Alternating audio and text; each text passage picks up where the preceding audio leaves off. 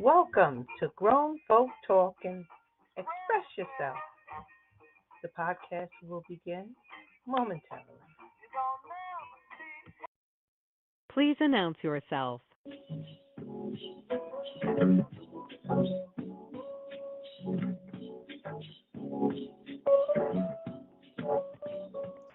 right, can you hear me all right? Loud and clear, loud and clear. Right all up in my ear. Xtra-Hype Connection in the building. That's FloFokuz. Superstar engineer, entrepreneur extraordinaire. In the building tonight, Xtra-Hype. I'm going to tell you just the way you like.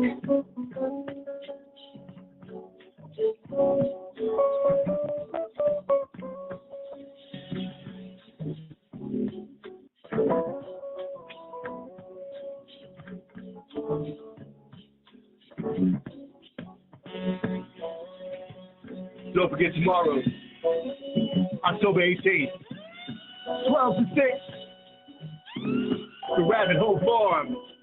Yours truly will be one of the guest speakers there tomorrow. 38 Rose Terrace, Newark, New Jersey, the Rabbit Hole Farm. 12 to 6. Grown Folks Talking will be there. Make sure you're there.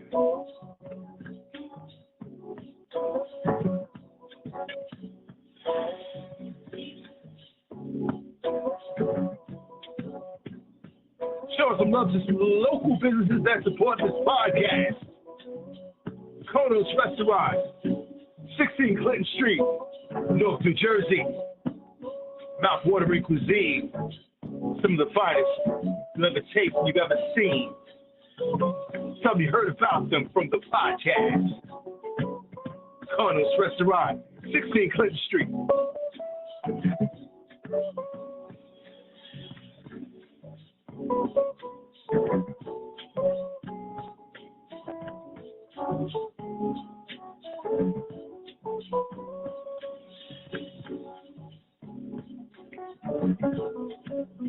Shouts going out to AJ Caribbean Taste, 150 Halsey Street, Newark, New Jersey, right by the Prudential Building. Go there, get there in a hurry. Some of you heard about them from the podcast.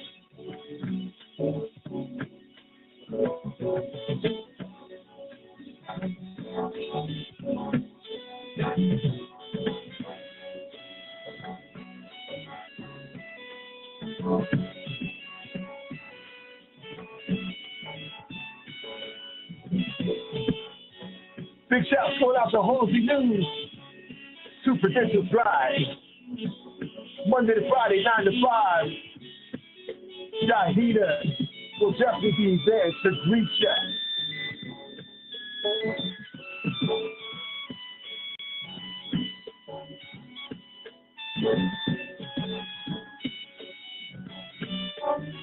Once again, shouts going out to Halsey News, my friends, at 2 Prudential Drive, Newark, New Jersey, Monday to Friday, 9 to 5. Say hello to Shahida. Your proprietor will be definitely glad to meet and greet you at Halsey News.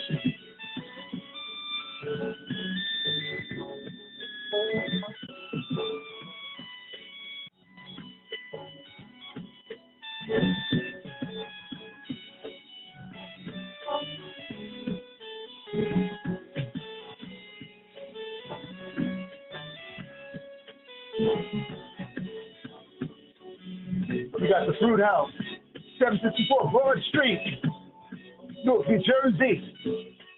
Spices, herbs, smoothies, cold pressed juices, sea moss, and much, much more. The Fruit House got what you want in store at 754 Broad Street, Newark, New Jersey.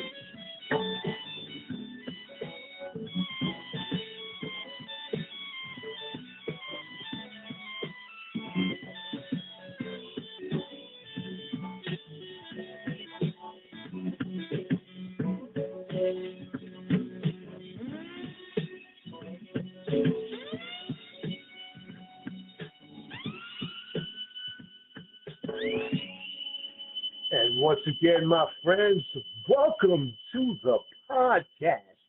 Right here, it's Friday night. If it's your first, we hope it won't be your last. We want to say once again, hello to everybody, to all our friends out here in podcast land. Want to welcome you to the podcast. It's Friday Night Cooler Talk with the Xtra-Hype Connection. We got your host, I'm Marcus. We got superstar engineer co-host, entrepreneur extraordinaire, and the proprietor and owner of ProLogicStrategies.com website.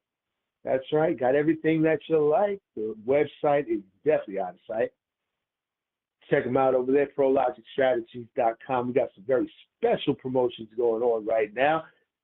For everybody who signs up and creates an account at ProLogicStrategies.com, you get 4,000, now hear me out, 4,000 bonus flip side points.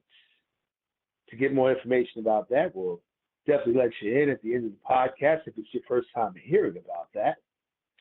And also for a limited time only until October 18th, I know, got to be quick on this one, you get $350 in shopping coupons as an additional bonus and many other valid offers when you send confirmation that you created your account to teamfollowme@yahoo.com. The only thing you have to do is send a screenshot or scan your confirmation page that you have an account at ProLogicStrategies.com to email teamfollowme@yahoo.com and get $350 in shopping coupons as well as other great offers. Yes, indeed, that's right. We got it going on for you right here at the Xtra-Hype Connection on the Grown Folk Talk and Express Yourself Network. And once again, I got to remind you, everybody, tomorrow's a very special event. The Grown Folk Talk and family will be there at the Rabbit Hole Farm. That's right, the Rabbit Hole Farm tomorrow. It's in Newark. It's on 38 Rose Terrace. We're going to be having another miniature health forum. That's right, another health forum at the farm. At the farm where they grow the produce organically. That's right, everything organically. And yours truly, as well as a few others from the Grown Folk family, will be there as speakers on tomorrow. So you definitely want to come out if you can be there. Meet yours truly and a couple of others from your Grown Folk network and many other gifted and talented speakers as well tomorrow at the Rabbit Hole Farm, 38 Rose Terrace, Newark, New Jersey. All right, everybody. And with that, we got just one more thing I got to do, and then we get right into the podcast just for you. Make sure you visit and support these following websites: networkingforsuccess.info/Grooveology-360. That's right. Once again, networkingforsuccess.info/Grooveology-360. At the top of the page, click for the drop-down menu for the thank you page. There's a bunch of nice offers there for you just for coming on with us. You haven't checked it out? Check it out today. Check it out tomorrow. But don't delay. Get your offers. That's right. We got plenty of good offers there for you. Check it out over there, all right? And we've got liquidmana.com, oxygen-rich water, so many millions of oxygen molecules per hydrogen in parts. I tell you, this stuff is phenomenal. And it's water. I tell you, it's hydrating, it's energizing, it's calming and relaxing, it's healthy. It also is good for cleaning and giving vitality, energy to the things that you eat, such as your produce, your fruits and vegetables, and whatever else you decide that you want to make, soups, stews, drinks, put it right in there. I tell you, it works wonders in coffee and tea. I'm going to tell you that. And lemonade, yes, indeed. I tell you, you got to try it out, liquidmana.com, and you got a discount code when you go there. At checkout, there's a coupon redemption box or coupon code box for your discount. Type in the letters GTF, the numbers 2025. GTF 2025. That gives you a discount off of your order. All right? And that's standing forever. So it never wears out. And we also have PrologicStrategies.com that we said at the top of the hour. Make sure you go there, create an account today, make the Xtra-Hype connection to us in a special way at PrologicStrategies.com. And for creating your account, you get 4,000 flip side bonus points. If you don't know about the flip side right here with the Xtra-Hype connection, we'll put it in your ear. We'll also make sure you get some more information to your text messages on your phone so you can know about the Flip Side Friday and how you can use those bonus points. And last but not least, we got BearCatBody.com. The lovely Leslie Wright, lovely proprietor with things that work well for your eye health and your eyesight. Also, she's got body butters. She's got dental products. She's got a whole host of products that just do wonders naturally and organically for your body and its best good. So make sure you check out Bear, B-A-R-E, catbody.com. And with that, my friends, I want to thank all of you for being patient through those shout outs that we gave. And right now, today, let's get right into the podcast. So everybody, you're in a good place, you're in a good space, and welcome to Cooler Talk. All right, everybody. Today's topic, I thought about it for a little while, and I said, why not? So today, our topic will be what happens when you only get half the story? What happens when you only get half the story? And I can tell everybody right now, those of us who listen to and look at any news station or radio station or television program, you can see and hear exactly what happens when you only get half the story. It's chaos. It's confusion. It's depression. It's anger. It's bewilderment. It's to the point where you say you're disgusted. This can happen when you only get half of the story. You're in the dark. You're not aware of certain things. You're doing things based on information that you think might be complete that really ain't complete because it's only half the story. Or you're looking at something that you only see the front side of it, but on the flip side, you never see what's behind it because you've only been given a view of the front. And in a real sense, a lot of us, and I would say a great many of us, former, present, and present future, have experienced what happens when we only get half the story. We experience what it's like, what the results are like when we only get half the story. Now, let me give you just a little for instance here, because I'm quite sure that everybody can relate. And in a little bit, we'll open up the floor so you can jump in with your things to share, your information, your comments, your statements, even questions. But let's take this for example. What happens when we only get half the story? Well, I'm going to put it this way and allow me this creative license. All right, everybody? Once upon a time, there was a man, a very powerful man. And a lot of people voted him into a specific job. He got a lot of votes, and he got put into a job. And he had a lot of power, and he had a lot of people that he could wield this power through. And during his time at this job, his whole statement was, we got some people that don't like us. And they got these things that can really hurt us if they use them against us.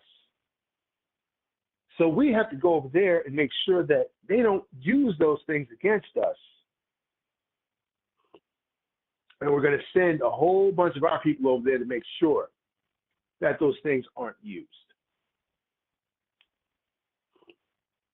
A whole lot of people went over there. Not just people to storm this place, but people to do research, to look for things, to count things, to make sure of what was there. And you know what? Nothing was found. Not a thing. Not one thing that was said to have been there that could have harmed a whole lot of people was even there. Why? Because that's an example of only getting half of the story. In a sense, we could call that a fabricated distraction. Because when you think about it, you really think about it, a lot of times when something is made grand, grandiose, larger than life, it is pulling, it's magnetic, it's everywhere, everybody's seeing it and hearing about it. And then people begin to talk about it and pay attention to it and give it energy. There seems to be something that is unseen, but that is in plain sight as well. Only half the story, because this thing that's grand and larger than life has everybody captivated just about. But this other thing quietly moves down the same lane, noticed but not paid attention to,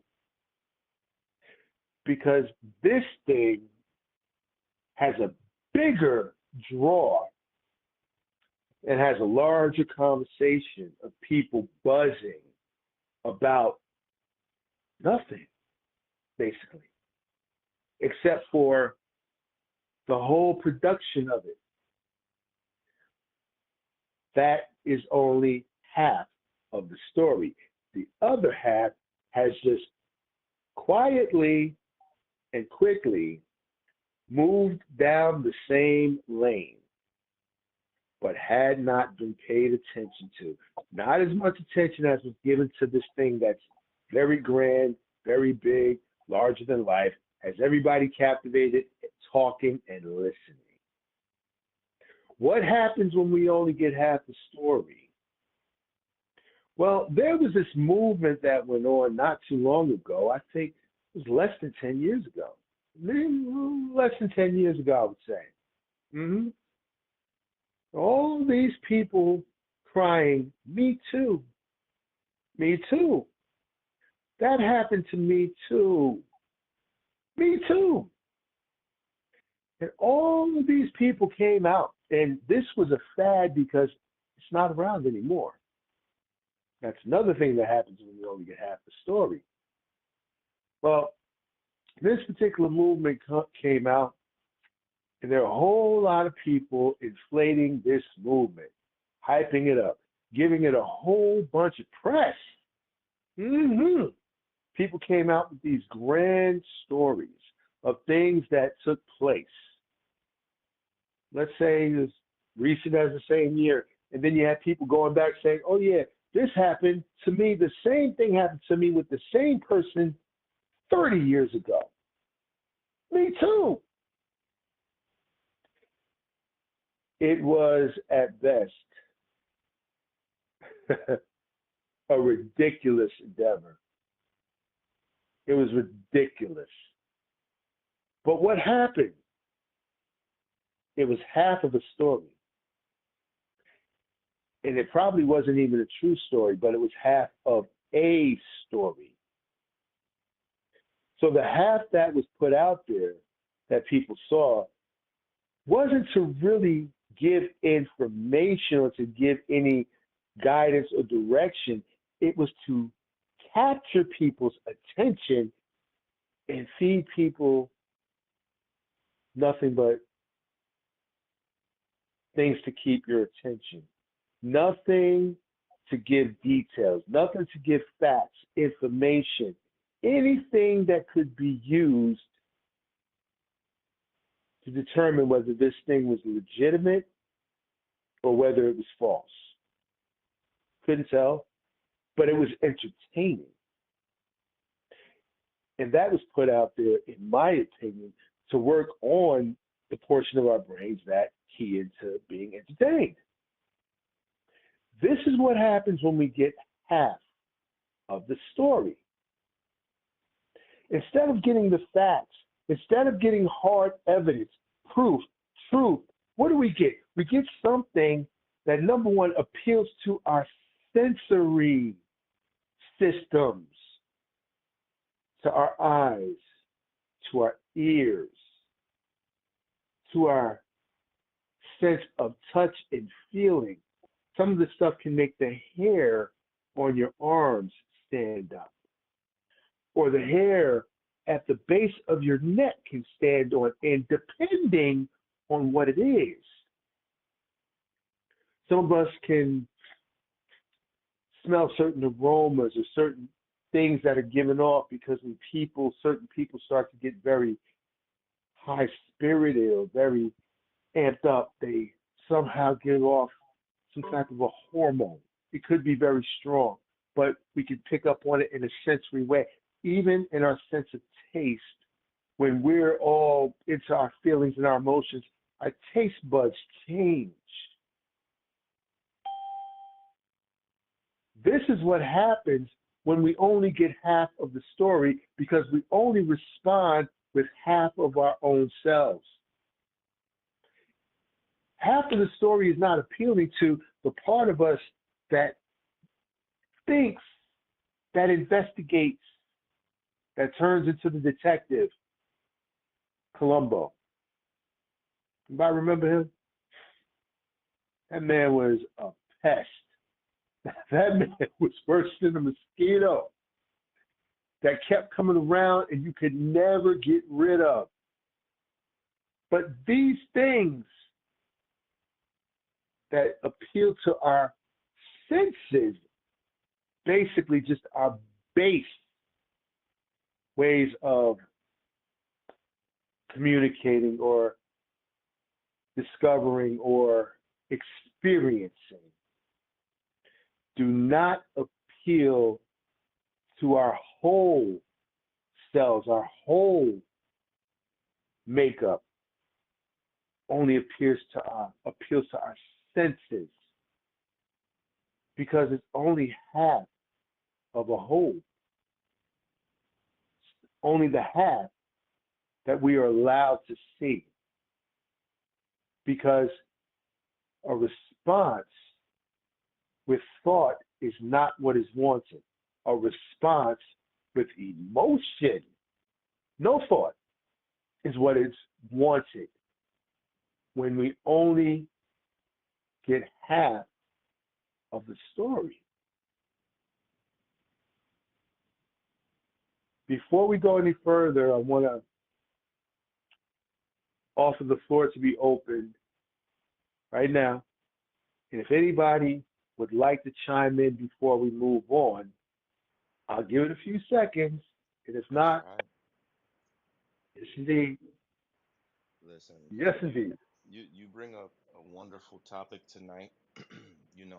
Not knowing all of the information you need, or only getting part of the story, only getting half.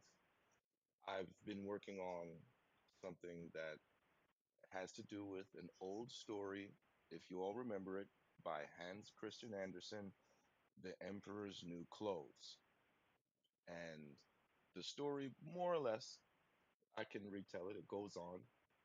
These guys come in and say, "Hey, we got these new clothes. The emperor wants some new clothes. He's looking at all the fabrics. He doesn't like any of them." Then the guys say, "Hey, listen, I got these ones. Look, but you can only see them if you're like better than everyone or something like that, right? Only upper class people and super awesome smart people can see these clothes. So look at this fabric. I'm gonna make your clothes out of this wonderful invisible fabric to the layman, right?"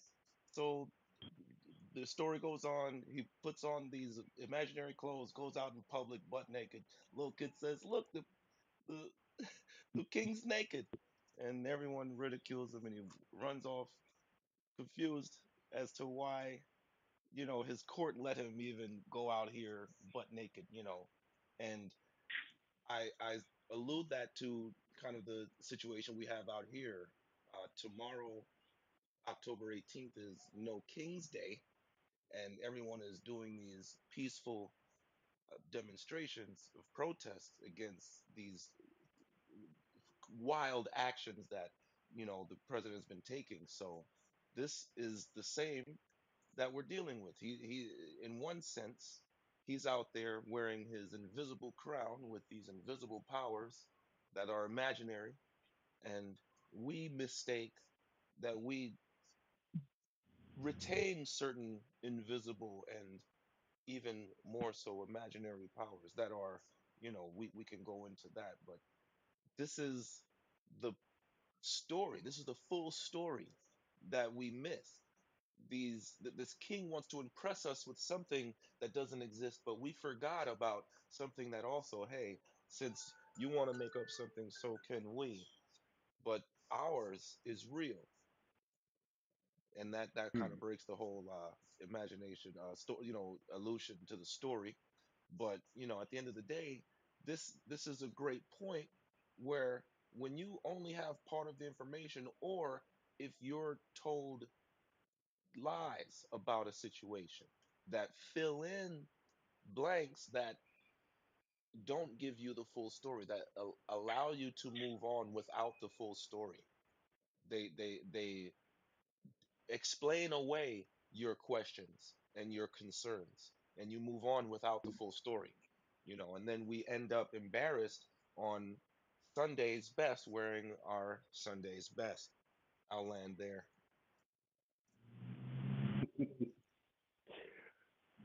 Great point. I remember that story too.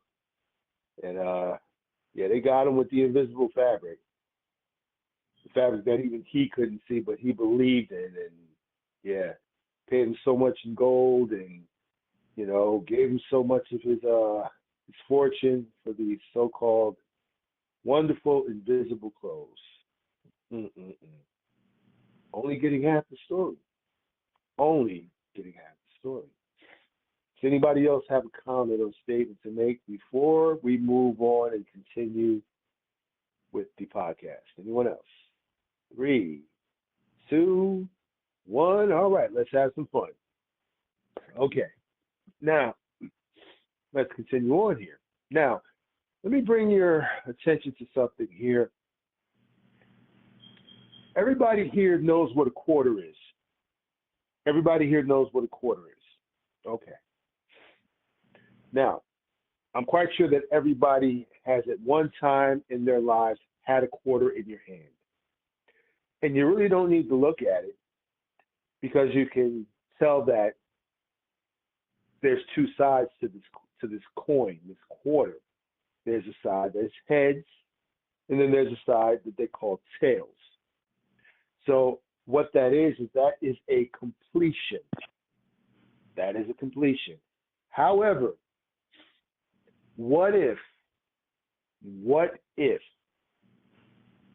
you only saw a quarter? No, you never handled one. But let's say you only saw a quarter, let's say, as a photograph, and you only saw one side of it, which was the side heads, but you never saw anything other than that. And based on that information alone, a quarter was only one-sided to you. So the understanding that you had about a quarter, it's only got one side. It's got a face on it. That's it. You never saw anything else about this coin. So in your mind, you've only got half of the story. And going forward with only half of the story can be detrimental. It can be hazardous. It can be disastrous because only half of the information is there. But suppose, after all of the fallacies and the debacles and the fiascos that happen with only half of this information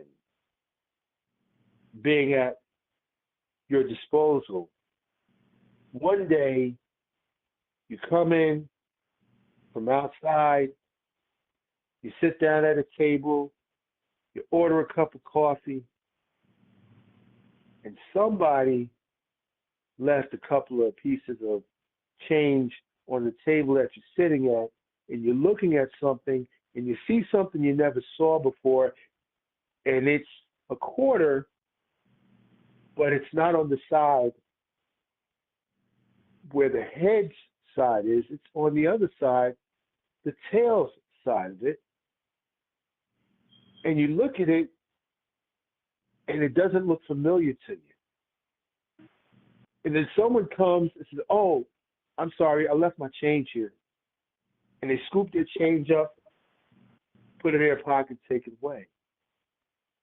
But because you saw that, and you had never, ever seen the flip side of a quarter before, because for whatever reason, you don't carry change, or most people don't carry change, but some do, you wonder, what was that? Wait a minute. How come I never knew that? That was the flip side of a quarter. And because of years of holding this image in your mind about a quarter only having a face, and you never saw the rear of the quarter, you never knew there was a flip side. Now, all of a sudden, your brain goes into this mode of investigation. What was that? What is that? What is that doing there? How long has that been there?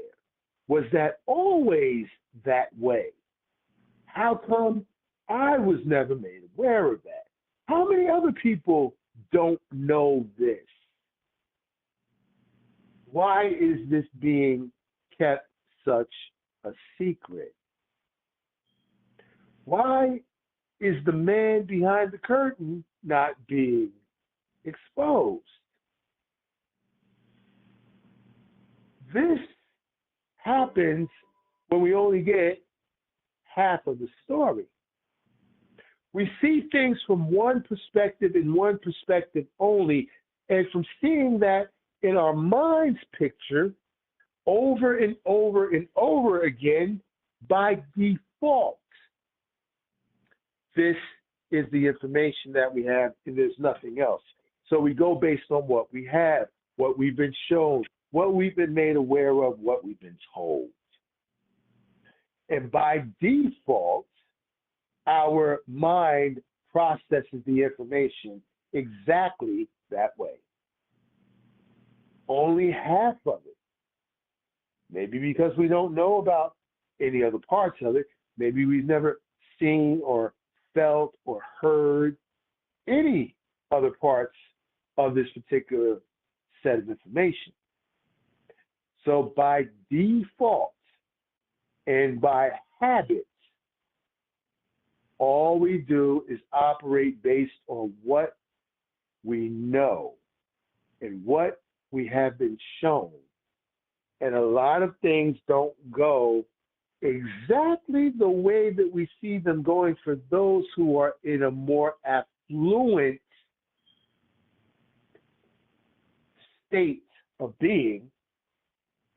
We always seem to have a struggle. We always seem to have to push things uphill. We never seem to be able to coast downhill because we've only got half of the story. We're missing some other information. But now, when the information that we've been missing all of a sudden surfaces for just a few seconds or a minute or two, and it catches our attention, and now we realize what we're looking at is a complete picture, whereas before we only had half of the story. Now, our minds begin to process a little bit differently. We begin to think about things more deeply. We begin to pay attention to things that we just kind of thought about every now and then. The intent of why this was done now becomes an issue. The why, the how, the who, the what, the where, the when. Which way did it go? Which way is up?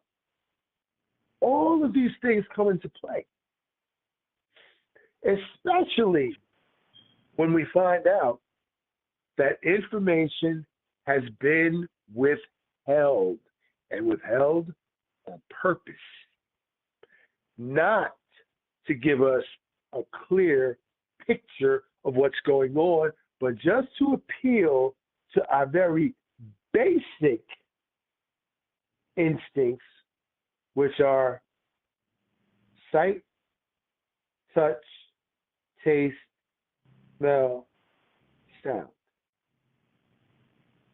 That's it. Things designed to give us a sensation, to entertain us, to actually capture us, captivate us, hold us,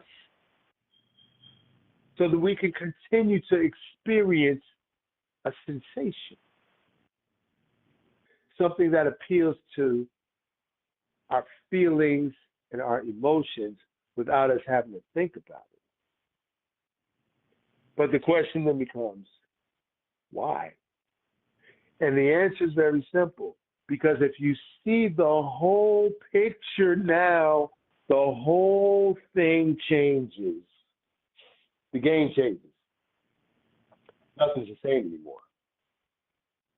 Nothing is what you thought it was. It's different now. What was being withheld, now being brought out, being brought into view, now gives you a different perspective, and now you look at things a little bit more carefully. And sometimes you look at things with what they call a jaundice eye, or as our canine friends will do, look at us with a side eye. Before we move on, any questions, statements, comments? You want to get them in now? We'll count it down. 3, 2, 1. All right, that's enough. Let's have some more fun. Okay. So, just imagine this scenario. You're sitting in a room with 11 other people. And You're talking about something that's taken place, a criminal act that allegedly has taken place.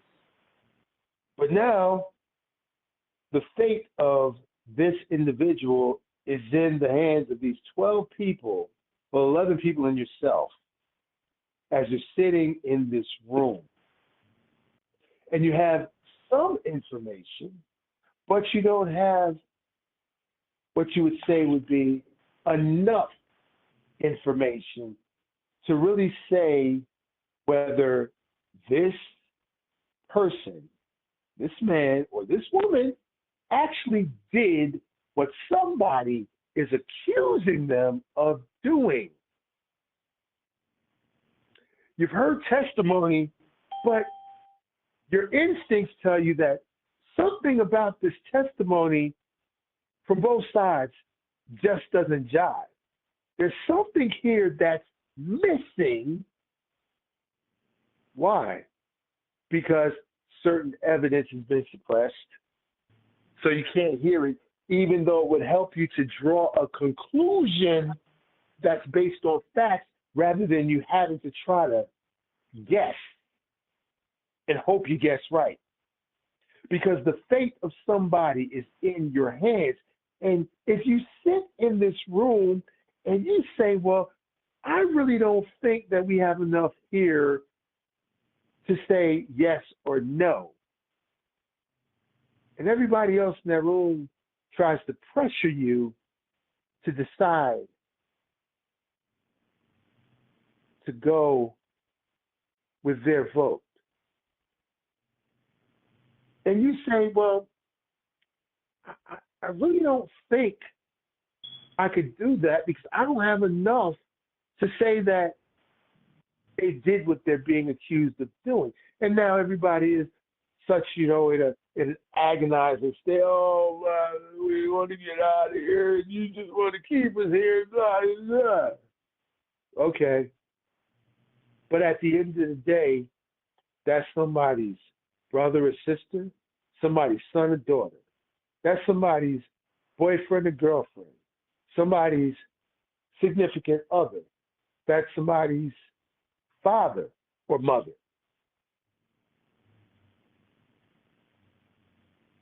That somebody is important somewhere to someone.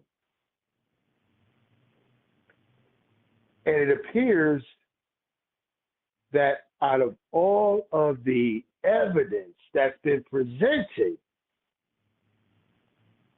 we only seem to have half of the story because we have some doubts about whether or not the thing that this person is being accused of has actually happened and if they're the ones that were involved.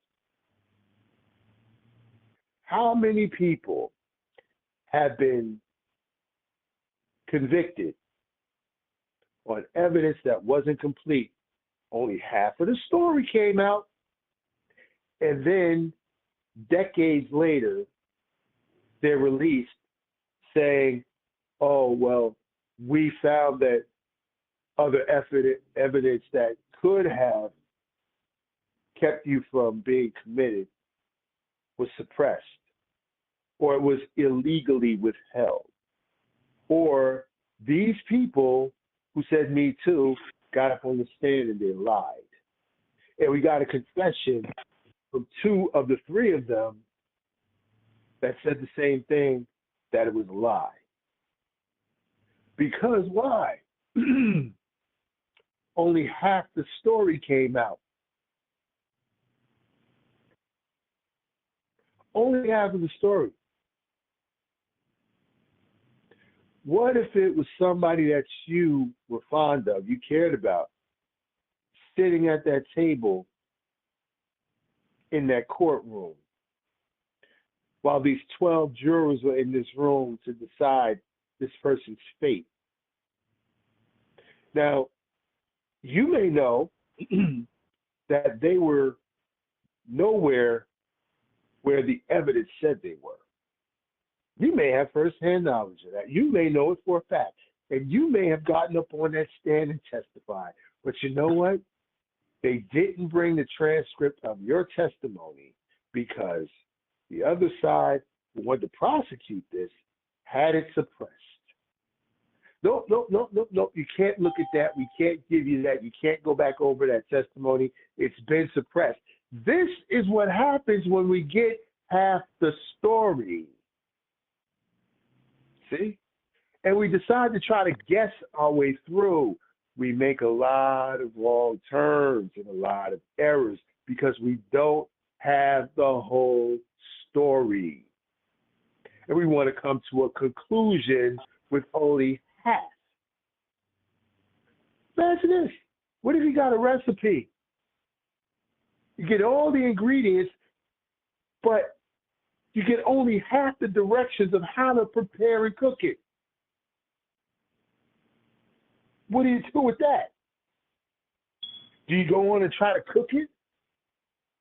Especially if you've never made it before, do you try to guess your way through? This is what happens when we're faced with having half the story.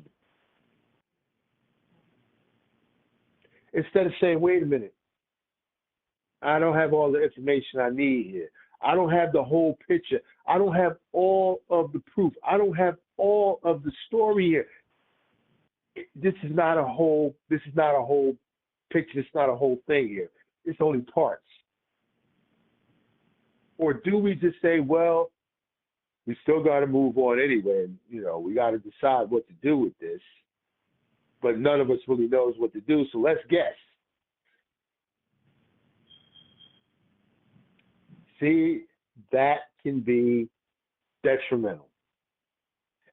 That's a disaster waiting to happen. That is a fiasco in the making. That is a calamity like Jane.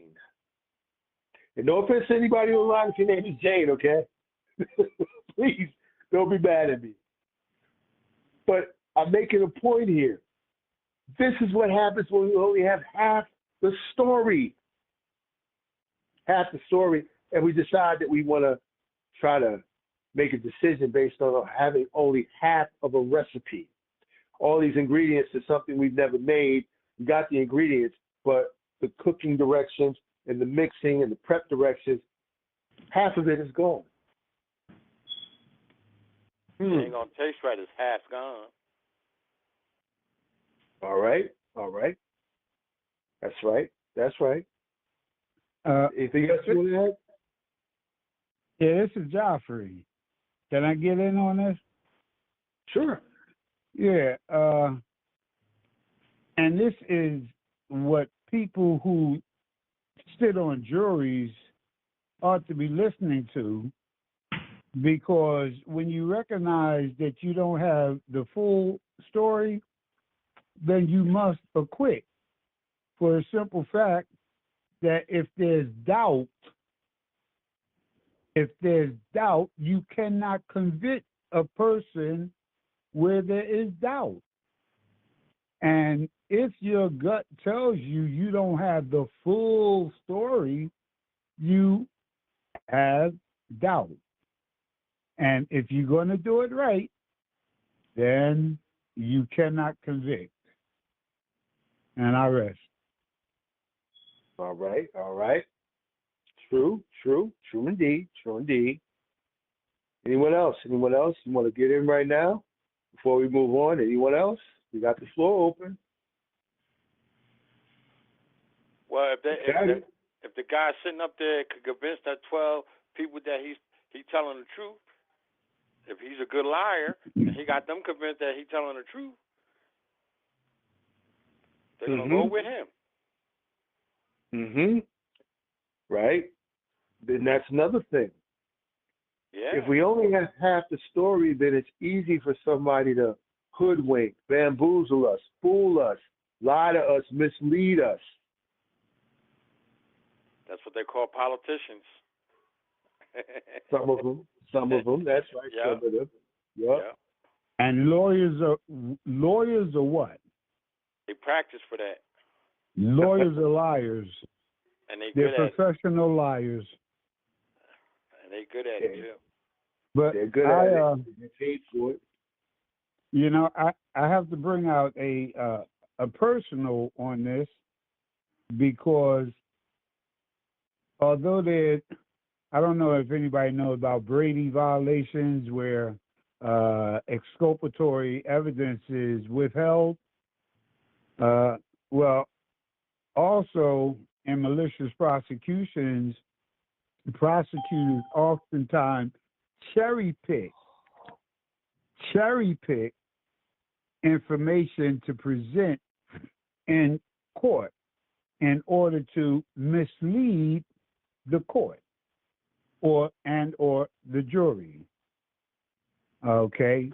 They may introduce something that has nothing to do with the reason for the charges that they were bringing and make it seem like that's why the charge was brought. That's malfeasance on the prosecutor's part. But yes, I yield. Good point. Good point. How about this? Everybody, you probably remember this. I know I do, but I'm quite sure everybody on the side remembers and dealt with this. What about when something happens with children or young people, teenagers, whatever, and someone comes and says, hey, your son, your daughter did this. It could be a school, it could be around the block in the neighborhood, it could be in a store, it could be anywhere. And how many of us as either mothers or fathers, big brothers or big sisters, or aunties and uncles fly off the handle immediately, get an attitude, and want to raise up on this kid without hearing their side of the story first? Well, you got to think of like if the person, like say if that was my brother, I'll go back. Like I remember, I know how my brother is. He could be guilty or he could be innocent. But you know, a family member will always think about what he used to do. Is he still the same person or are he changing? But you know, you always got to hear both sides of the story. That's right. That's what I was waiting for you to say, bro. Exactly. You want to hear all sides of the story. Exactly. Because one or the other, it could be that they did do it, but maybe they didn't do it. Exactly. And maybe the one who's bringing the accusation against them, they might not even have all the information. For example, walking in the store, younger, as you know, about 12, 13 years old, walking in the store, walking around the store, I'm just looking through the aisles because I'm trying to find something that somebody told me was at this particular store, and I wanted to get it. So I went to the store. I'm walking down the aisle. Somebody's following me around the store. Now, at first, I really didn't pay attention to it because everybody, you know, in the grocery store is in aisle. But they were following me because they thought that, number one, I was coming in there to steal. That's what they thought. But long story short, I'm walking and I'm looking in the aisles and I'm trying to find this thing. I'd never been in the store before. I didn't see anybody there who worked there that I could ask, hey, do you have this thing? So and so and so and so and so. So here's what ends up happening. Somebody comes up to me and they start talking to me. And I don't know who they are, but it happened to be one of the assistant managers of the store. So the assistant manager looks at me, and one thing the assistant manager asked me says, you don't live around here, do you? I said, no, I don't. And the question he asked was, well, what brings you up here to this store? Now, I knew where he was going. I said, well, it's certainly not to steal in Booney Town, because if I get caught out here, I can't run home quick enough before y'all to catch me. And so he looked at me like he was surprised. I said, listen, I'm here because a friend of mine bought something out of the store, and I'm trying to find it. This is my first time in here. I don't know where it is. So he says, well, what is it? And I told him what it was. He said, oh, okay, that's over in that aisle over there. I said, yeah, my friend told me it cost this much. I got this much right here. Is this the right money?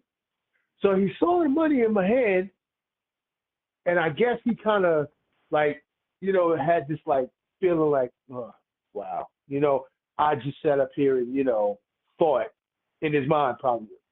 So he took me over to where it was. He got the thing for me. He walked me over to the register. And when the cashier rang it up, he said, give me the receipt. He signed the receipt and gave it back to the cashier. He put it in the bag. He said, here you go. No problem. Don't even worry about it. I said, no, I got it. He said, no, it's okay. He said, I've already taken care of it. Here, as a matter of fact, let me give you a copy of the receipt so you can walk with it. He gave me a receipt. I said, wow. Didn't dawn on me, but the thing is, probably because they had dealt with something before, they thought everybody who wasn't from around there and who looked like me, looked like us, was going to come in there and do something in their store. That they were going to have to follow us around. They were going to have to, make sure we didn't take stuff. But only had half the story on me, and probably on a whole lot of other people. Yeah, but a lot of stories, a lot of stores like that. When you're black, you go in the store, everybody watching you. Some of them, yes, yeah. Because they only got half the story. Half the story. We've only seen half of the coin. They ain't seen the other side, the flip side of it. They ain't seen that. So we draw conclusions when we only get half the story because we think that everything is exactly that way. Now, I'm about to throw a curveball to everybody, and I hope that y'all, don't hate me too much after this. All right? I'm going to throw you a curveball. I got my glove. I hope I can catch it. I think you'll catch it. Well, I think you'll catch it. Every story, you tell yours and I'll tell mine. That's right, AJ. Right? That's right. That's right. There you go. Yep. Now check this out. And I'm going to throw a curveball here. When any president has ever taken office, how many people have made statements about these men in office, whether they were true or not, but never really got cold, hard facts before they started going out saying this and that and the third? Trump is a good man. Yeah, right. Trump he's so good. He took his daughter, mother, and body and buried her on his golf course for the tax purposes. Ain't that so? Yes, he did. Yes, well, that was a business decision that pays off. That's right. Huh. That's right. Yeah, and we all know what he cares about, money. Well, wait a minute. Now, that's what I mean. He's a businessman, but we made a definitive statement. That's yes, right. Indeed. Go ahead, Brother Ed. You got the floor. Hold on, everybody. Brother Ed, you got the floor. Could you explain to the multitude what happens when you bury a family member on some land that you own? A little more. Takes you off the tax rolls totally. Okay. And it transforms your property into a sacred resting ground. God bless the dead. You cannot tax the dead or where they have been known to rest. Can't tax it. So AKA a cemetery.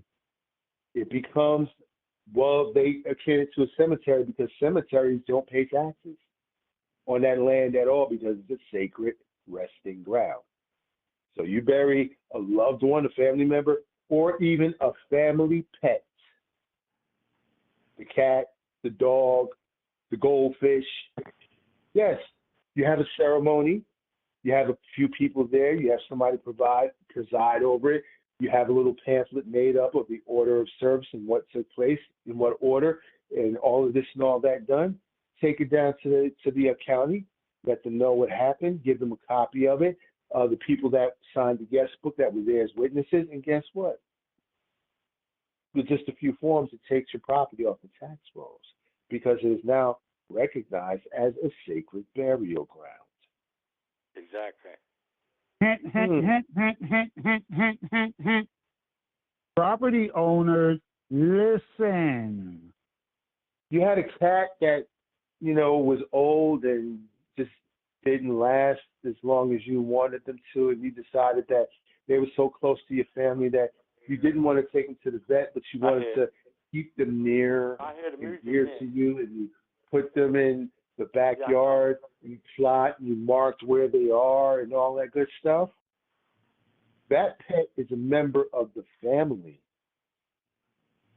All pets are they're family members. Remember, membership. Okay. Has its privileges. Has its privileges, especially when you have the whole story and not half. The whole story. See, half the story would say, well, let's bury them in the backyard, but they were still paying, we're still on the tax rolls because we're still, a tax-paying property.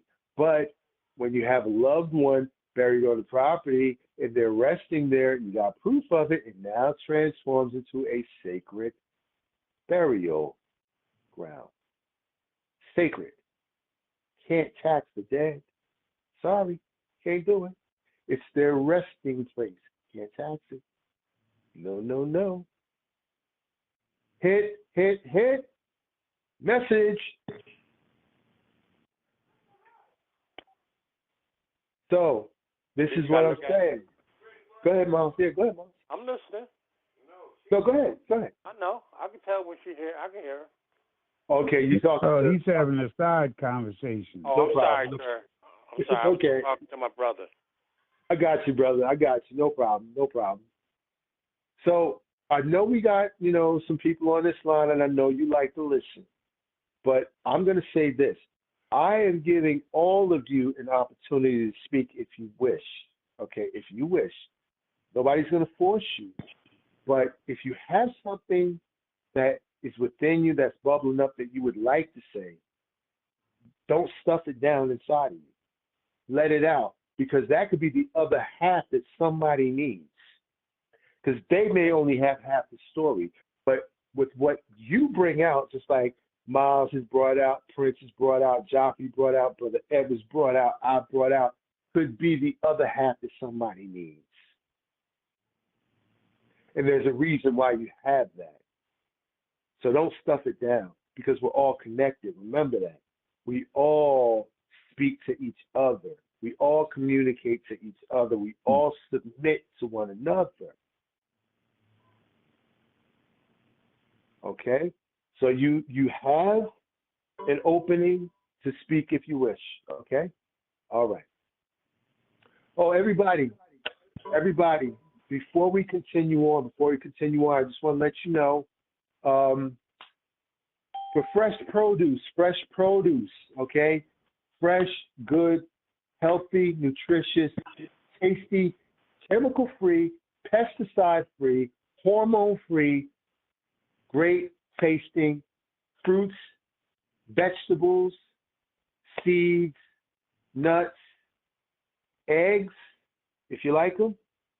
The Greater Newark Conservancy, 32 Prince Street, Newark, New Jersey, Monday to Friday from 9 a.m. to 7 p.m. If you can get by there, go there, and guess what? The prices, I mean, yeah, like I heard what about them. I heard about them just morning. Okay. A guy living in Newark, he told me about that. Yes. And I tell you what, for the amount of vegetables that you get and the little price, the small price you're going to pay for it, you'll pay about 6 to 10 times more in the grocery store for the same amount they'll give you for like a fraction of the cost. And it's all great stuff. Also, for those of you around the Jersey City area, the Riverview Farmers Market up in the Jersey City Heights, Riverview, Farmers Market, Jersey City near the Heights. They're open Sundays from 10 a.m. to 2 p.m.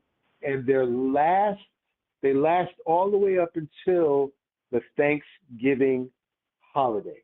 Okay, so you got some weeks. If you're in the Jersey City or Hudson County area, check out the Riverview Farmers Market. Okay, in Jersey City, Newark and surrounding areas. Check out the Greater Newark Conservancy, 32 Prince Street, Newark, New Jersey. They have greenhouses where they grow. They also have aquaponics in Branchbrook Park, where they grow vegetables and fruits. I couldn't believe it. I tell you, some of the best stuff that I've tasted, and guess what? It tastes just like I remember when I was a kid. That's how good it tastes. So as we get more information, we'll bring you more. Yeah, go ahead, Brother Miles. Go ahead. Yeah, cause my mom, like we live in an apartment building, but she used to get the dirt and stuff and grow her stuff on the back porch. Yes. Her vegetables and stuff. That spot, you can do that. You can grow them inside too. Yeah, that's right. Don't have to be a whole lot. Some green onions, some carrots, and maybe some potatoes and some, beets or whatever, Grow that stuff right inside. All the conditions are right. Some soil, you're good to go. Yeah. So as we get more information here from, Xtra-Hype Connection, we'll bring it all to you and we'll let you all know about it. We'll also send it out with the text messages and we'll announce it here on the line. And all of you can communicate to us. Prince, you can get in touch with him at prologicstrategies.com, or you can email him, or you can call him. The number's on that website, or the text messages you get from me, 732-362-1729. You can respond in text. You can also send a voicemail there as well. And whatever questions you have, we'll definitely get back to you with the information that you are looking for if we have that information for you. So we'll try to complete the circuit as much as we can so that you do not have only half the story, okay? We want the full story. We want the full story. So as I said, that's the only way your brain will work. So I have this question. Where does zoning and permits come into play when you want to entomb this family member, pet or human, on your property? Where does zoning and or permits come into play? Well, you mean in terms of permits? You mean as far as the property being converted? But what I mean is, can you just go out there and dig a plot on your property and put a person in there, or put a loved one, pet or person in that plot, cover it over, and then take proof that it's buried on the property down to the county and say, look, this is now a cemetery for my loved one who's resting there. Okay, I get your question. Well, first of all, before you dig, basically everybody, property owners, listen to this very well. Before you dig down so deep, or before you even dig to put, plant trees or plant shrubs, you really want to call your county office or your local municipal office just to find out if there's in your area anything that you should know about before you start digging. And it depends on how far down you're going to dig. That's number one. They encourage you to do that. It might be a good idea. But number two, yes, you can actually place somebody, if you're a homeowner, if you own the land, okay? Right. I'm not saying if you rent it, but if you own the land and you want to have your loved ones rest where you live, you most certainly can do that. There is nothing saying that you can't. You don't have to actually go to a cemetery and have them rest there. If you want them on your property, you can have them rest on your property because it's yours. It's in your possession. Therefore, the family pet, the loved one, can be laid to rest there. Even if you have ashes and have them cremated, you can have the ashes memorialized there. It still makes it what it is, a sacred burial ground. And you take proof of this to the county, and there's a few papers to fill out. Once you complete them, and the county completes what it has to do, and provides you with your copies, which you will receive, it is now memorialized how your property is considered a sacred burial ground, and for tax purposes, can't be taxed. I'm coming. Like I said, the best thing to do, check with your county first, what they allow to happen and what you can do in that county. That's right. Well, You're right about if you call the county and ask, is it legal for me to bury my loved one on my property, pretty sure you're going to be told no. Now, you could ask, well, what is the law on it, and can I have a copy? But I don't think a copy of anything will be forthcoming. So the best thing for you to do is just find out what your county allows, what is good for your county and what is not good for the county. There's book statutes and laws that can be Googled, or you can just look it up yourself. You don't have to go to them. That's right. Wise as an adder, gentle as a lamb. There's a lot of things, a lot of counties will let you do certain things, and a lot of counties won't let you do. So I have a problem with that, what they let you do with your property. So go ahead, Miles. Well, it's best for you to find out, what's allowed in your county and what they allow and what they don't allow before you do anything. That's why you look it up for yourself. Even on your private property. You could be doing what you want to do, but see, then you got to worry about your neighbors and stuff. Hold on, everybody, for a second. We got some background noise here. We can hear you. Can you mute your phone, please?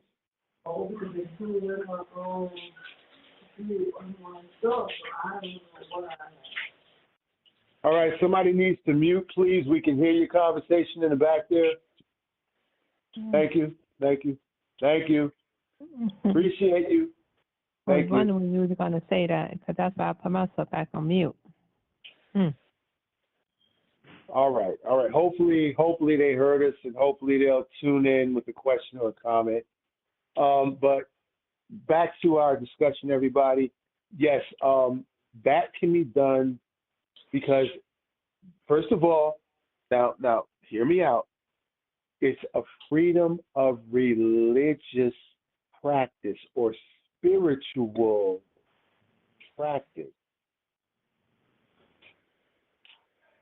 You're not harming anybody.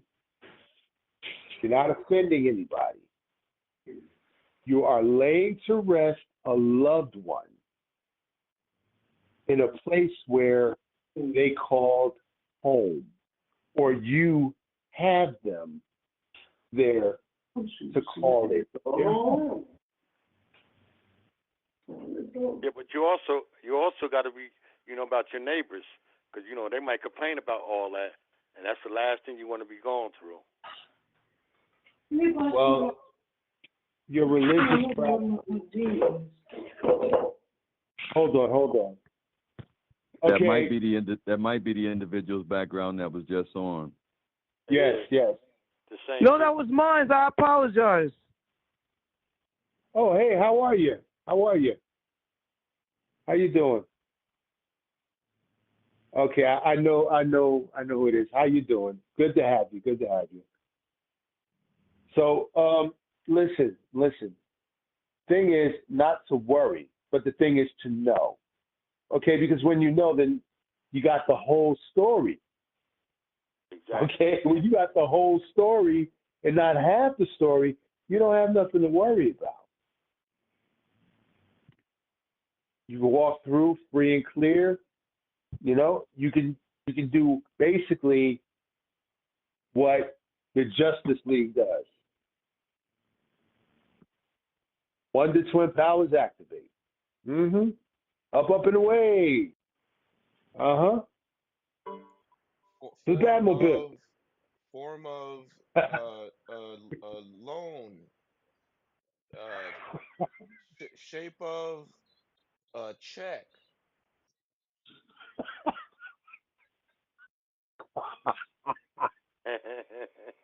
Prince.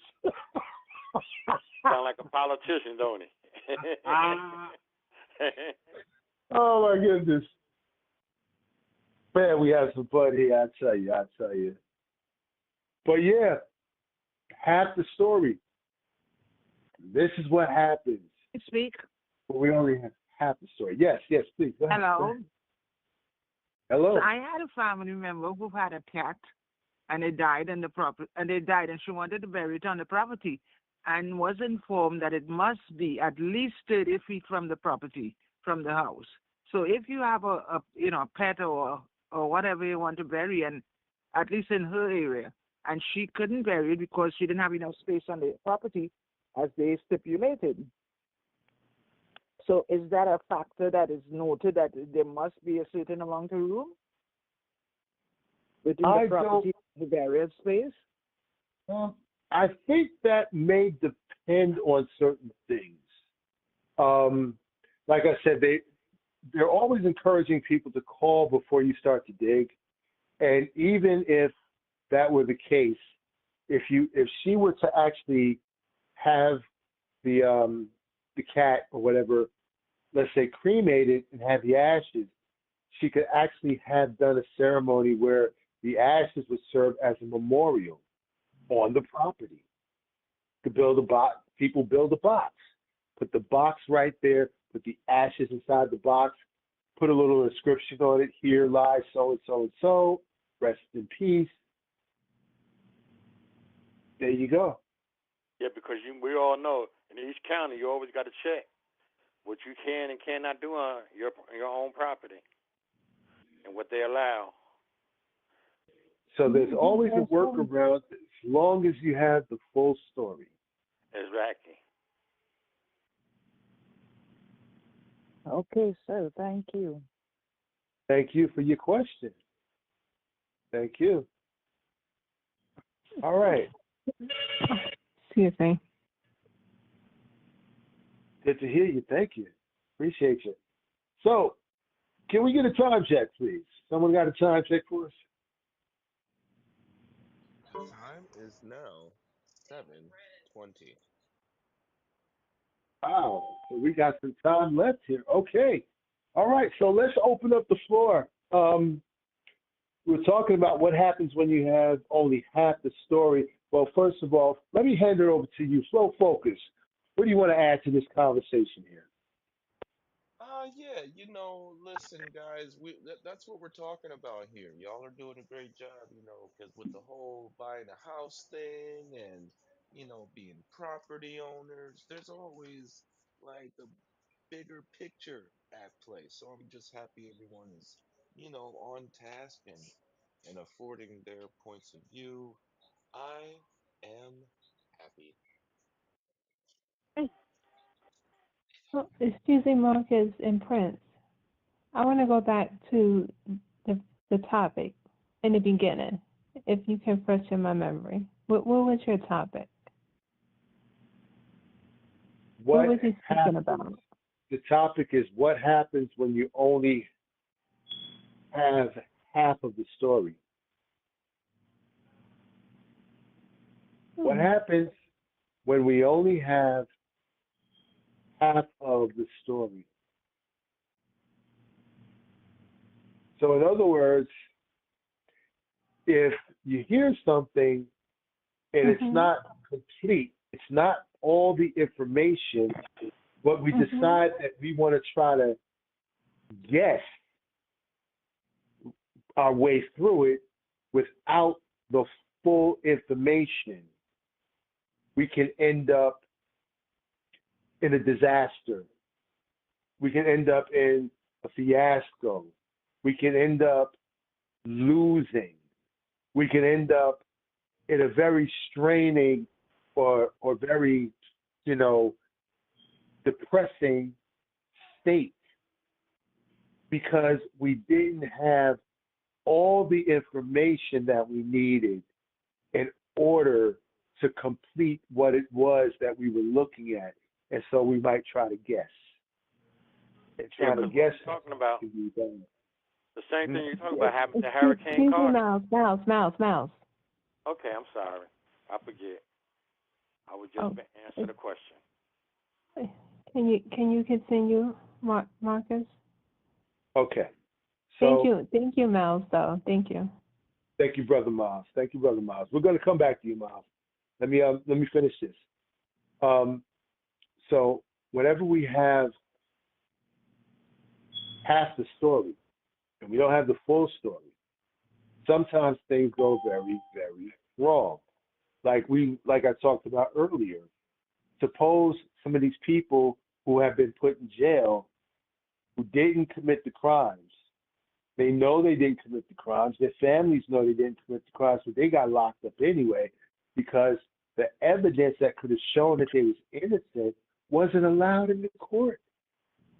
So when the people in the jury room got together, they only had half the information, half the story. They didn't have the full story to say, well, oh, they didn't do it.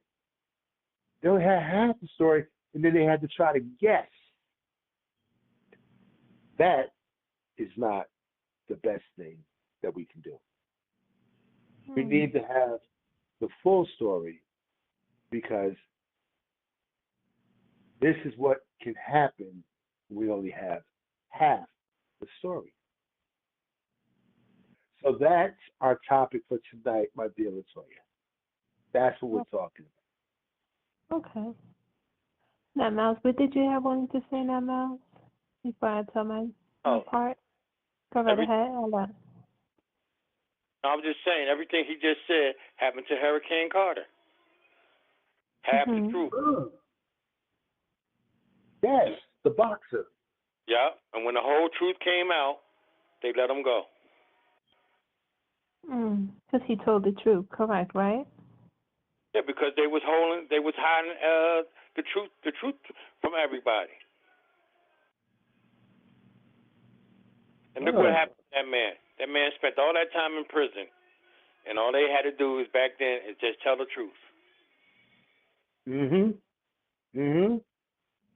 That's right. And all that time he spent. Yes, please. I'm sorry. You know what it's bringing to my mind is this recent case of the young man who was in college or high school, and he was accused of causing a motor vehicle homicide. He was accused of being responsible for the accident. And because of all of the pressure and all of the supposed evidence and what he felt he was facing, one thing is not, so I don't know if it was college or high school, but not being able to play in some of the games. So he was early NFL, if I'm not mistaken. And he killed himself. Under pressure, he killed himself. His mother sang at his funeral Whitney Houston's song, I Will Always Love You, so beautifully done. But it came to light, of course, that he was innocent. He had nothing at all to do with the accident other than being present behind the vehicle.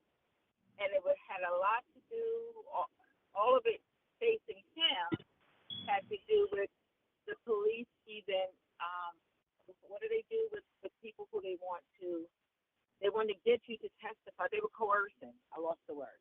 Police officers were coercing witnesses to say that they saw he was responsible. He was not responsible at all for the accident. And he killed. And that's worse than half the story That's a total lie.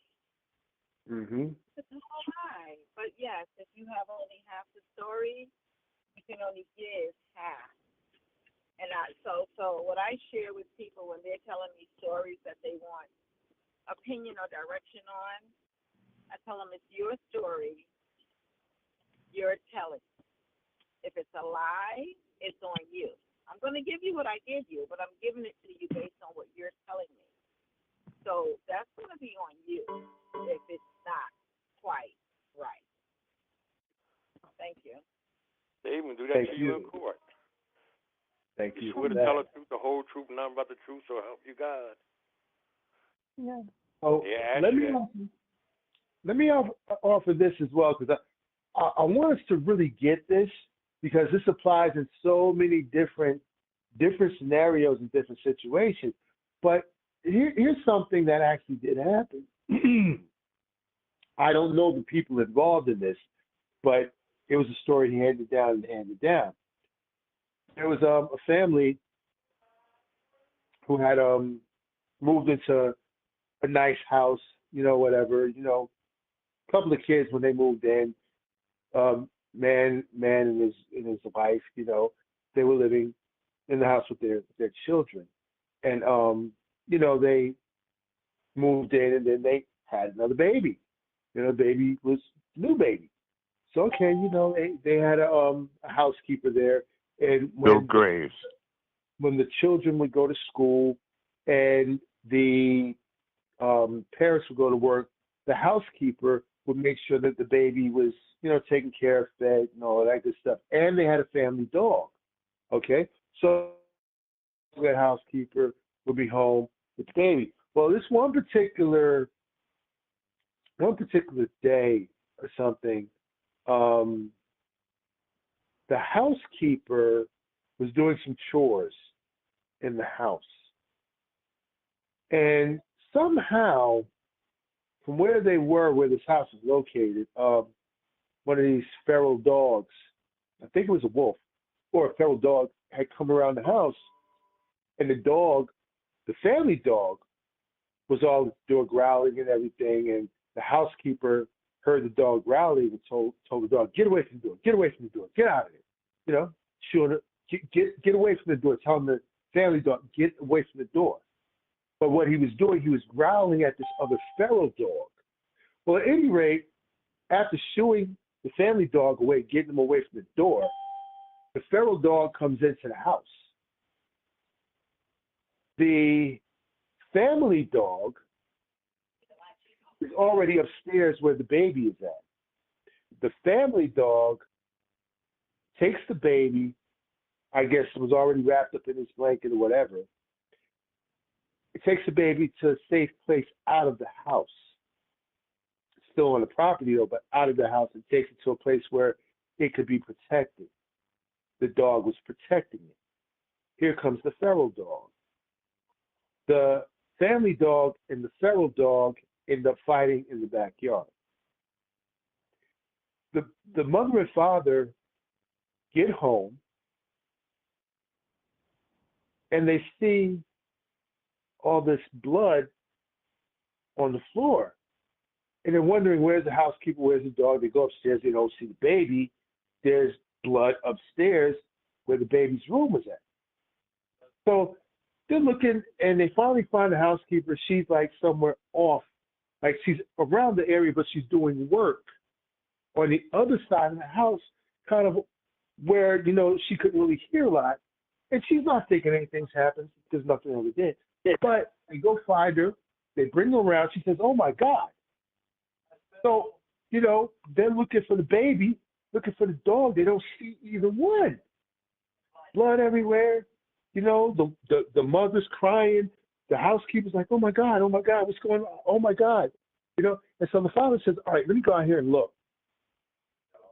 So he goes out, he looks, he follows the trail, this blood trail, goes around the house, walks down that way, walks to the back. It's still a trail. So finally, he says, wait a minute, let me go and grab something. So he goes back in the house, he grabs his gun. Comes back out. He's walking, he's following the trail. the family dog, comes out, got his tail wagging, and he's coming up to the father, not in an aggressive way, but as like, I'm happy to see you kind of way, but there's blood in his mouth. So the father automatically thinks there's blood in the baby's room, down the stairs, around here, side of the house. I finally get to the back of the house. I see the dog. The dog is bloody, blood around his mouth, and he's coming up to me. So he pulls out his gun. He kills the dog. Oh my goodness. Half the story. He goes where the trail leads and where the dog came from. He sees this feral dog on the ground. It's not moving. The family dog battled the feral dog and killed it. The father hears the baby, and the baby is over in a corner in like a little box, like a little, but in a box kind of thing where there was a fight right in front of it, I guess, because he saw fur, he saw blood and everything. The baby was fine. Now he's thinking the family dog must have taken the baby out of the house because this feral dog came around, would probably harm the baby. The family dog took the baby where he would go, put him there, stood guard. The feral dog came up because the housekeeper was nowhere around. She was doing work like she was supposed to do in the house. Here comes the feral dog. The family dog fights the feral dog, kills the feral dog to protect the baby. When the father comes, he comes out. He's got his tail wagging. Hey, master, I did a good thing. I saved the baby. Boom. The senses took over rather than the mind.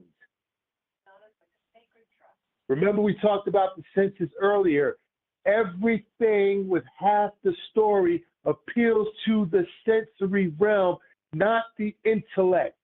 The five senses: sight, sound, smell, taste, touch.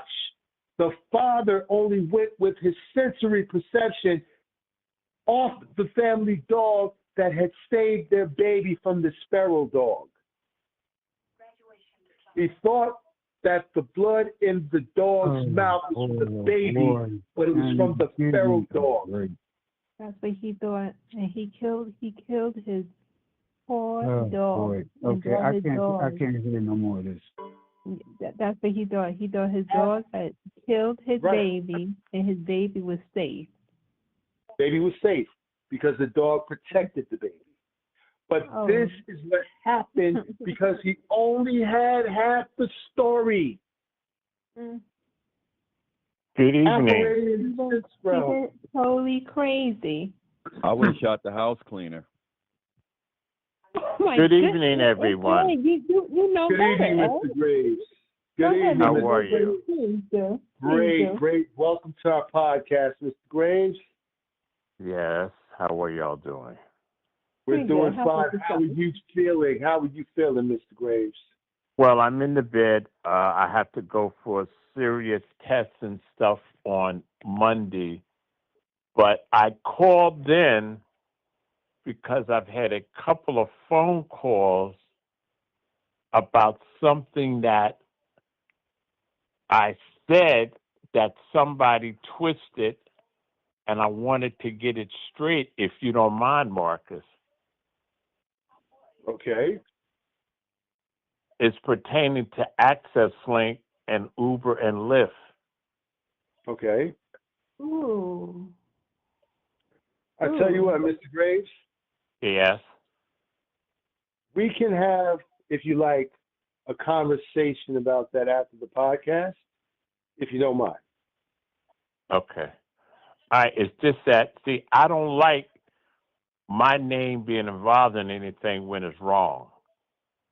And as I have said many, many times on our podcast on Thursdays, the main reason we as Black people are where we are because we don't listen and we think we know everything, and we go for the okie doke.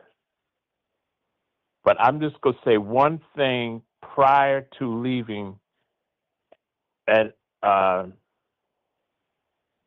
little black man who was 85 years old is responsible for Uber, Lyft being part of Access Link.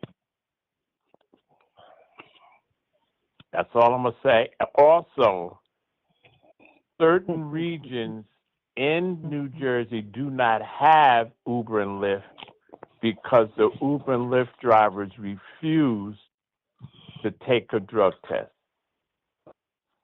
So that's all I'm telling. Please don't, if y'all use things and you use my name, get it straight. Because I work too hard for our people for lies to be told. Oh, thank you for that clarity, Mr. Graves. And like I said, I'll call you after the podcast. What time does your podcast end? We're over before 8. All right. I'll wait. I'll stay awake. Thank you very much. Bye-bye. Thank you, Mr. Graves. Appreciate you. You're welcome. All right. Thank you. Good evening. This is Rose. Toya invited me to get on.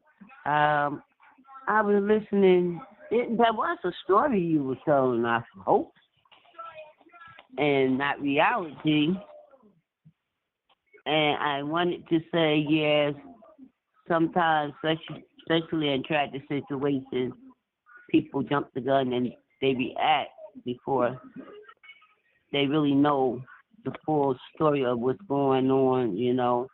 But when you was, I guess, like I said, I don't know, just when you were telling the story, and you got to the part where the father came and he really cleaned the dog, and he came out with blood in his mouth, and my reaction was, you know, with the tail wagging and everything. I don't know much about a dog, but I think that's a happy, you know, gesture or something. I think I would have took a look around a little bit more before I shot that dog. Mm-hmm. But you know, people act in different situations, and we can't say what we'll do because we all be acting different ways. That's all I have. Yes, Miss Rose, thank you for commenting and letting us know that you're on the line. Welcome to our podcast, too. Thank you. We definitely want to welcome you. Thank you. Thank you. Thank you, Toya, for inviting her as well. No, that was Toya, not Latoya. I'm sorry, babe. I said it wrong. Thank you, Toya, for inviting Miss Rose. Miss Rose, thank you for coming and letting us know you're here and giving your opinion, your comment about that. But that's the point that I was making, that when we have half the story, sometimes things can go terribly wrong, and we don't realize it until after the fact, when we could, like you said, could have gotten the full details before we made a decision that turned out to go left, having half the story. But here's another thing. We have been fed information that has not been the full story for quite a long time in many situations. And it has not always turned out to be very good for us because we've been purposely left without full details or full information. And sometimes I thought you were going to say that he shot the maid. No. No. That was Ed that said that. No. It was just a tragedy. No. That was just a tragedy. It was just so sad. It was just a tragedy. Right. But the bottom line is these are the things that can happen when we operate only on half or partial information. It's better for us to take a pause and to make sure we get the full information that we need before we decide to make decisions. Just like we said earlier, with the people that have gone to court, the people who have, been convicted of crimes they didn't do. Why? Because evidence was left out. They didn't let the evidence in the court. Could have proved that they didn't do it, but they got convicted. Why? Because the jury only had half the story, and they had to try to guess. And in court, those prosecutors, they're very good at creating a whole situation that could have happened, but they didn't say it did. And if you only got half of the evidence and half the story, then, of course, your best guess is what they want. And look at what has happened. Sometimes people on their best guesses have ended up in a situation that they should not have been in for years, just like Miles said earlier. Hurricane Carter, the boxer, ended up in prison for what? For something that wasn't his fault. He had nothing to do with. All those years, all of that happened because of half of the story and not the full story. Can I ask a question in reference to that? You got the full, brother?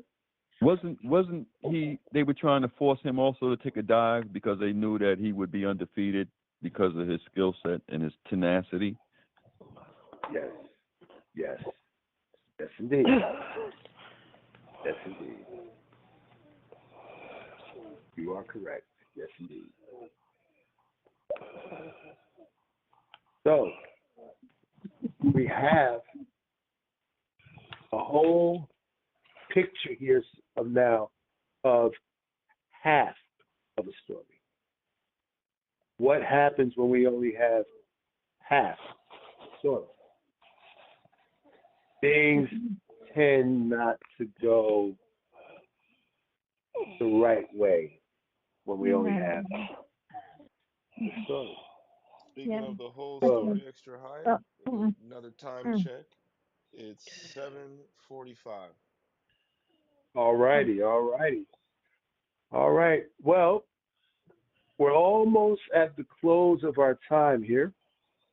And what I would like to do is I would like to ask for my podcasters who are on to take a moment to announce your show, your day, and your time. And Brother Edwin, I got you. You on deck up after me tonight at 8 p.m. But if you would like to come on out and announce your show and any other podcasters up here on the line, please feel free. The floor is open.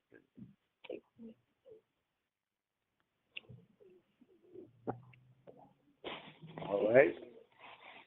We will take it down to 3, to 2, to 1. All right. And that's Mic check. all right. Good show, my brother. Like that. Well, I just want to announce, Marcus, that tomorrow, myself and Becky, because of the did you announce the event? Will you be speaking at tomorrow, Marcus? Yes, I did. Okay, because I was in and out juicing over here. But yeah, so to the listeners, no 6 or 8 p.m. show tomorrow night because we'll be at the event, which will be at the Rabbit Hole Farm, 36 Rose Terrace, Newark, New Jersey. 12 to 6, we'll have vendors and speakers there. It'll be outdoors at the Rabbit Hole Farm. It's behind Avon Avenue School, Newark, New Jersey, in case you can't find Rose Terrace, okay? Peace and blessings, family. Thank you, Marcus. Once again, good show. You and Prince, brother. Thank you very much. Thank you very much for that information. Once again, everybody, that is the Rabbit Hole Farm, 3638 Rose Terrace, Newark, New Jersey. Yours truly, I will be there tomorrow. I will be speaking for a little bit, so if you want to come out and show your love, we most certainly will appreciate that. The Xtra-Hype Connection will be there, so we can make the connection. And who knows? We'll see what they have there. And fresh produce, fresh fruits and vegetables there for you, and some other healthy healthy options as well. So if you're not doing anything from 12 noon to 6, come on in. Spend a little time. You don't have to stay the whole way if you don't want to, but spend just a little bit of time. And come on out. Have a good time with us. Health event tomorrow.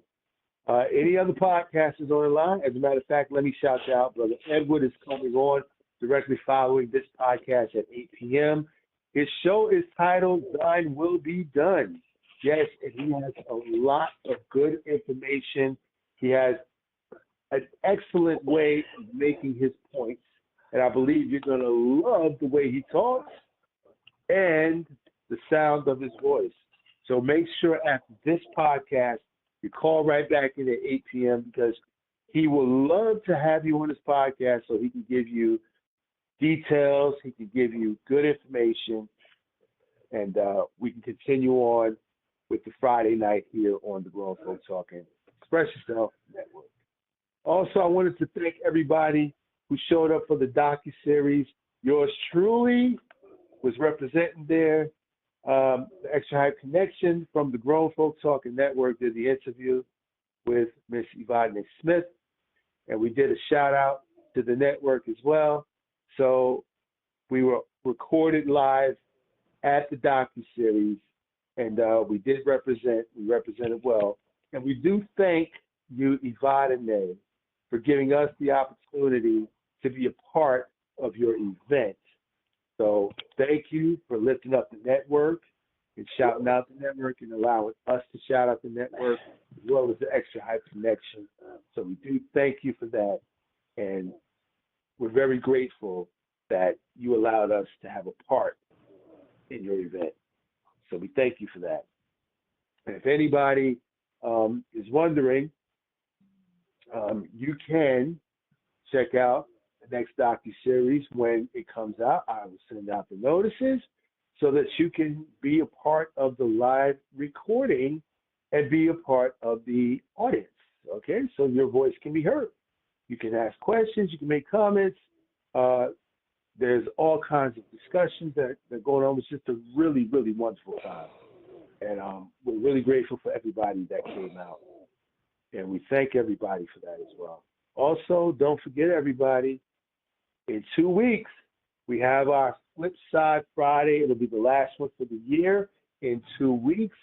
So make sure you gather as many bonus points as you can for Flip Side Friday. All right, that's on the 31st of October right here. Halloween is the last Friday of October, and it's the 5th Friday. So make sure you invite, because we're going to be giving out prizes for the people who bring the most people with them, and also some early bird prizes as well, and some bonus prizes. So make sure you come ready to get some stuff, all right? All right, that'll be right here on the network on the 31st of October. That'll be the last Flip Side event until 2026, all right? So with that being said, is there anything else that I missed, FloFokuz? Can you think of anything else that I missed? No, I don't think so, man. You're pretty on point with that one. All right, everybody. Once again, make sure you go to ProLogicStrategies.com. Create an account. You get 4,000 bonus points just for creating an account that you can use in our Flip Side Fridays. And guess what? Those points do roll over. So if you do not use them, you can build them. All right? So with that being said, yes, FloFokuz, brother, I hand it over to you. You got the last word, and as usual, take us out of here, my brother. thank you so much, Brother Marcus, and everyone who tuned in today. I just want to say, the story Marcus told about the dog and the baby, that's like a centuries years old story, and it's fictional, so no hero dogs were harmed in the making of this story. So you all can sleep well knowing that. But remember, that's the key to having both sides of the story, both sides of the coin, guys. We can build the tension, we can build these emotions with the front end of the story to get you into it, but then the man behind the curtain doesn't look so appealing. So, once you are in on the full story, it's not as sensational anymore. So, hopefully, you guys can ease your worries and sleep tight, knowing that, you know, another day will come for us all. So, thank you guys so much. Peace and love. And remember, we love you and there's nothing you can do about it. So until next time, ladies and gentlemen, good night, everybody. Good night, everybody. Thank you for all of you coming in and joining us on Friday. We'll be back again on Monday, so mark your calendars, and we'll bring you some more great information. And Monday, we've got a definitely good show because we have some good, pertinent information for everybody. All right, so we'll see you then, and everybody, have a good weekend. Peace and love. Thank you. Thank you. You do the same.